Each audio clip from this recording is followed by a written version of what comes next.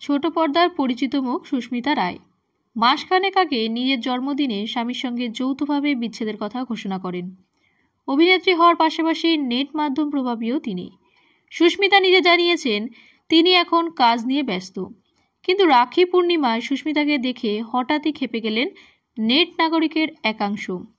অভিনেত্রী সিঁথিতে সিঁদুর, কপালে লাল টিপ, চুলে হাত খোপা, পরনে লাল সাদা শাড়ি। সাংবাদিক স্বামীর সঙ্গে বিচ্ছেদের পর কিভাবে সিঁদুর পরছেন তিনি, সেই নিয়ে কটাক্ষ, সমালোচনার অন্ত নেই।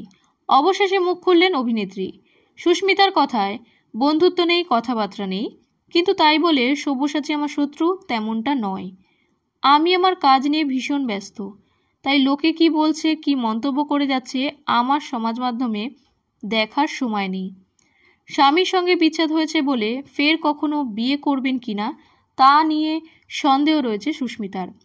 এর আগে তিনি বিভিন্ন সময় জানিয়েছেন মা হতে চান। কিন্তু এর মাঝেই আচমকা সুস্মিতার সিঁথিতে সিঁদুর দেখে কেউ বলেছেন, কেন সিঁদুর নিয়ে ছেলেখেলা করছেন, পরিণতি ভালো হবে না।